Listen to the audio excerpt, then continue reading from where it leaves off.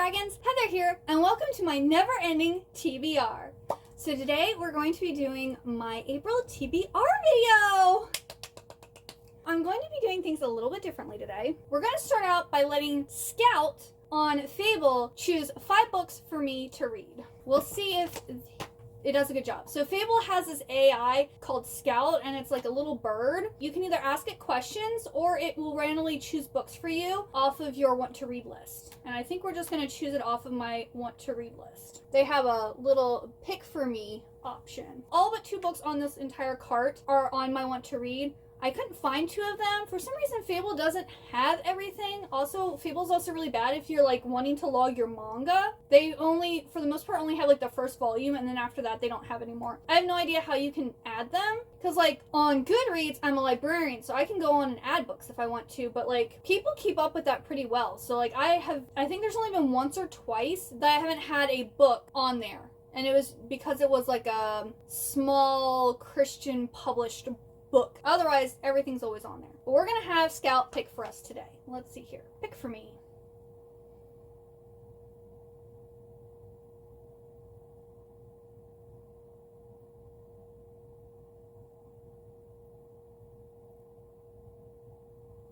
Oh, Defy Me! Okay. So this is the next book that I need to read in the Shatter Me series. So it chose Defy Me for me. Okay, that's exciting. This is the 5th book, not counting the novellas. The 5th book in the series. So this is Defy Me.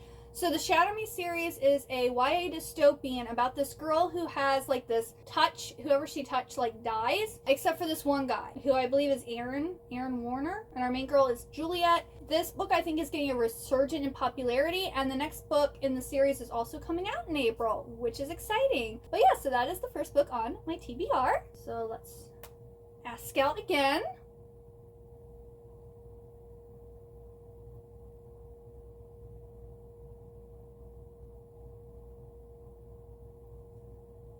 Oh, Drown Me with Dreams. Okay, it's doing a lot of sequels here. Alright, so this is really good because this is not only the end of a duology, it's also a Fairy Loot book. So each month I want to read at least 1 Fairy Loot book, or 1 special edition, either Illumicrate or Fairy Loot, and 1 Book of the Month book. So we've got a special edition on our list, so that's really good. So this is Drown Me with Dreams by Gabby Burton. This is about a girl who's a siren.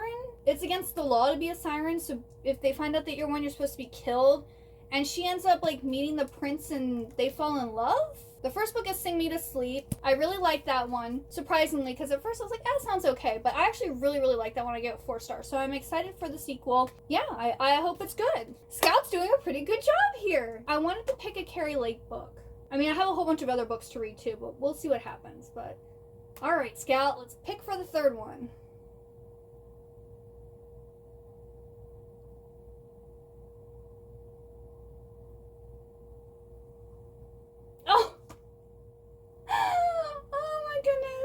Magnolia Parks, The Long Way Home by Jessa Hastings. Okie dokie. It's wanting me to continue the Magnolia Parks series. Fun.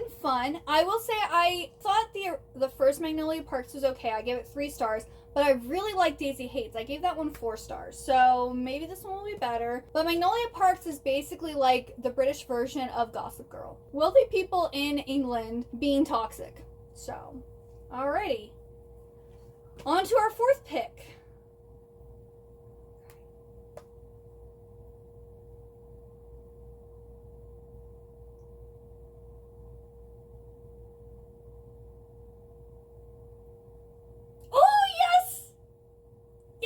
Alright, this is a really good one too. I really want to finish the series this year.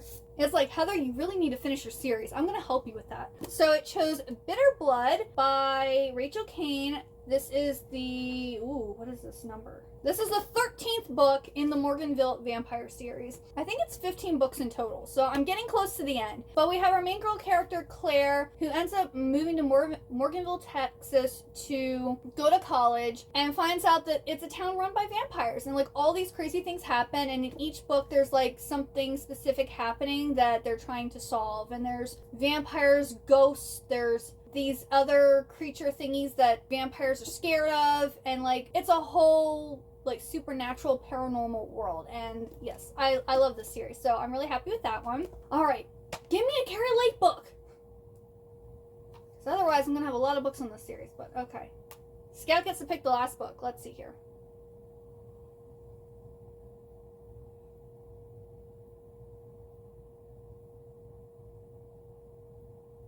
Okay, Unforgiven. Did not give me what I wanted. He's also picking a lot of books that are like behind. It's not really the last book in a series, but this is like a companion novel to the Fallen series by Lauren Kate, and I think this follows like the bad guy. So there's like a love triangle, and you have like, I think it's a good angel and a bad angel or something like that. And I think this follows our bad angel. Heaven is being with the one you love, hell is being kept apart. Where will Cam fall? So yeah, this is Cam's story. He apparently made a bet with Lucifer. He has 15 days to convince the only girl who really matters to him to love him again. If he succeeds, Lilith will be allowed back into the world and they can live their lives together. But if he fails, there's a special place in hell just for him.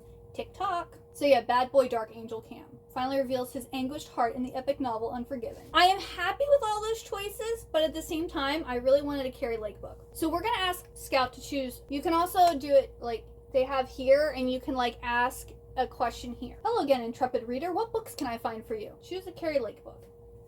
There we go.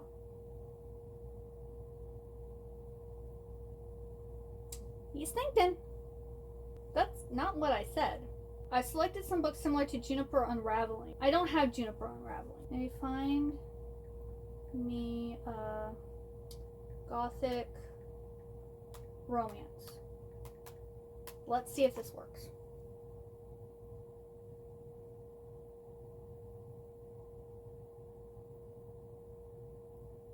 I've already read Roseblood. I've already read Interview with the Vampire. I've already read Lake's Edge. I've already read The Whispering Dark. I've already read The Coldest Girl in Cold Town. Not reading Slewfoot. Still not give me any.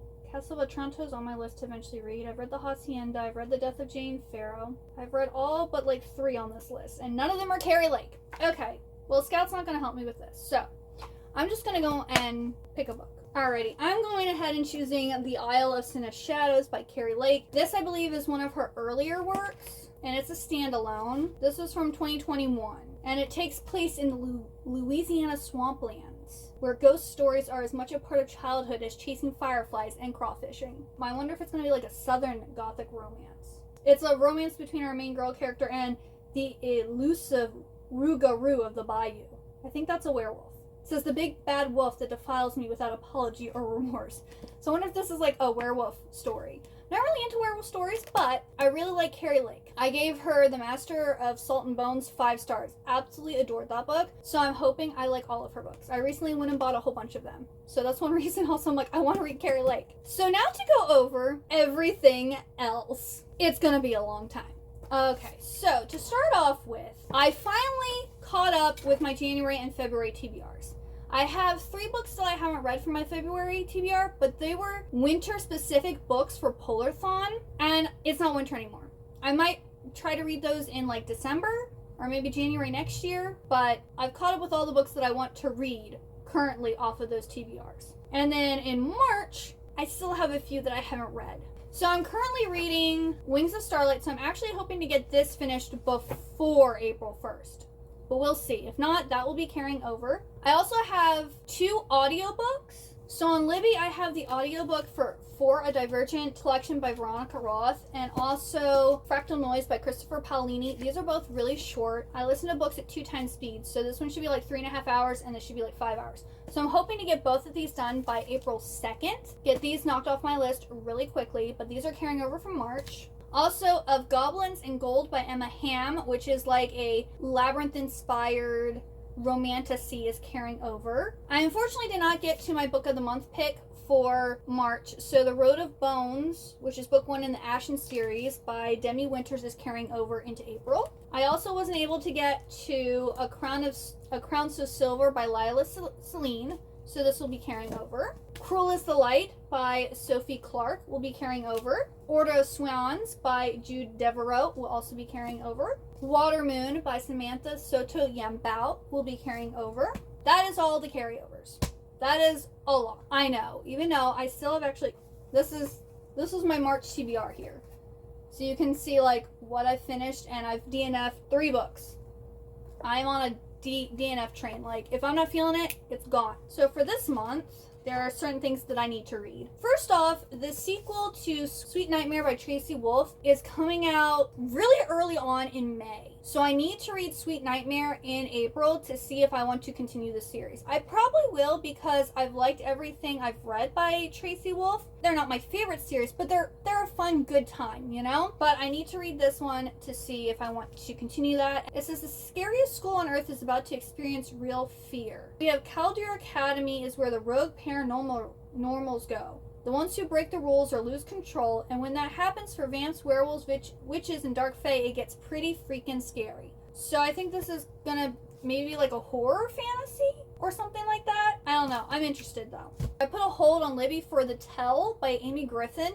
This was apparently, I think, the March book club pick for both Oprah's book club and Reese's book club, and they were saying that this book women need to read. I was like, well, I'm a woman, so I'll give it a try. If I don't like it, it will be an easy DNF, and I should be getting that the middle of April, because it asked me a few days ago if I wanted it. I was like, oh, I'm not ready yet for it. Like, I have too much to read yet. So I told it to come like April 12th or something, but I really don't know I don't know if it's a memoir or like I'm not really sure. It has something that women are supposed to like read. My book that I want to read that was published in the 1980s is The Mummy, or Ramses the Dead by Anne Rice. I already know I love Anne Rice. I love her Vampire Chronicles. I've also read her like Angel series. I've read her books about Jesus. I love Anne Rice. But I haven't read this one yet. And I believe this was published the year I was born. Yep, 1989. So this was published the year that I was born. So I will be reading this for my 1980s book. For my classic Gothic book that I want to read in April, it will be The Tenant of Wildfell Hall by Anne Bronte. I really don't know much about it. I probably also won't read all of it in April. It'll probably carry over some because it's a really big book, and I probably will only be reading like a chapter a day. And it looks like there's 53 chapters, so this will probably carry over into April. And then I'll pick like I think The Castle of Otranto is like a short Gothic story. I might like pick something smaller in May then, so that, you know, I can take my time reading this. I don't think classics should really be like binge read, you know? And then Jan Agaton's Full Moon Book Club. The pick for April is Blood on Her Tongue by Johanna Van Veen. This is like a Gothic horror story, I believe. And it has like vampy vibes. It's about 2 sisters, and it seems like one of them is turning into a monster. And I'm interested. I am in the horror mood. But again, I'm not really sure about this. It's not normally what I would read. So if I'm not into it, I'll just DNF it. But I figured I'd give it a try. Then my bestie Jennifer and I are having a girls' bookish weekend. We're going to be going to Richmond, Virginia, and we're going to go to the Poe Museum, and we're going to do some book shopping at some like smaller like indie bookstores. And we're also going to be buddy reading The Favorites by Lane Fargo. This is my book of the month pick for April, and we will be reading this together. I'm hoping we can read all of it, but it is like 400 pages, so we'll see. But I'm really excited for this one. This is a retelling of Wuthering Heights, but with professional figure skaters. So I have heard great things about this. This one is hyped right now, and I hope I like it. Also, Fearless by Lauren Roberts is coming out April 8th, so I will be reading that, and that will be finishing up a trilogy. The first book is Powerless, and that's about a girl who doesn't have any magical abilities, and she ends up in this trial with all these other people who have magical abilities, and there's a romance between her and the 2 princes of this land. People with magic are actually outlawed, so she's actually not supposed to be there,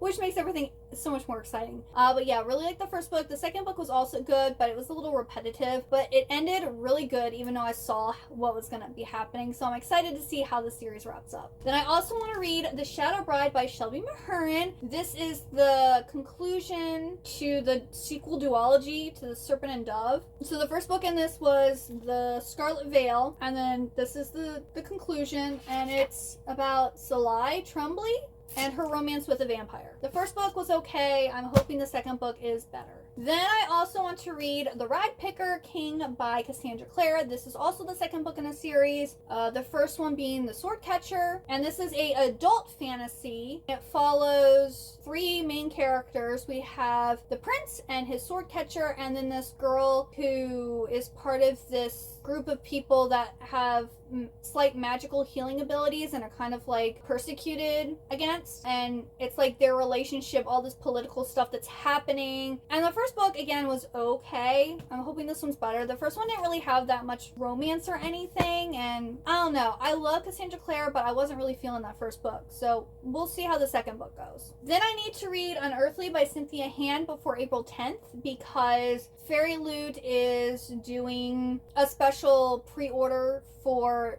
this trilogy.